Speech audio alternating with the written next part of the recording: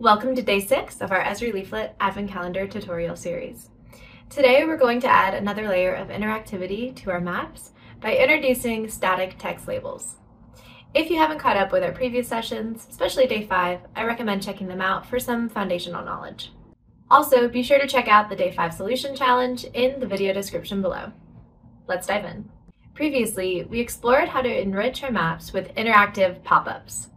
Today, we shift our focus to static text labels, which will always be visible on the map, providing constant information about each feature. To add static text labels, we'll use a similar approach to what we did with pop-ups, but with a slight twist.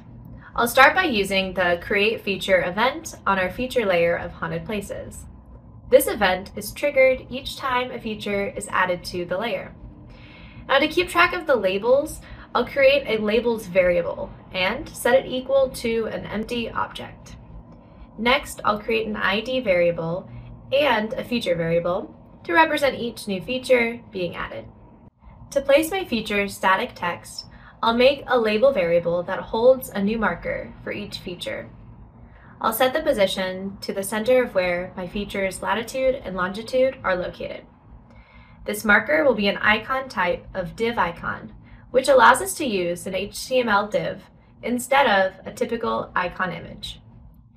Here we can format our label by using the class name label and setting the HTML to display the text and feature attributes that we want.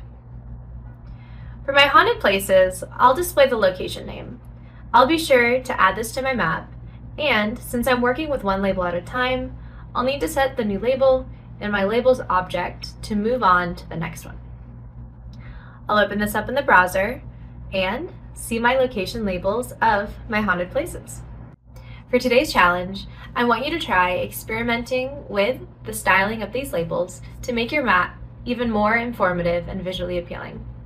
Share your creations in the comments below. And that's it for Day 6 of our series. Tomorrow we'll learn how to cluster points together, adding another layer of functionality to our maps. Thank you for joining, and happy coding.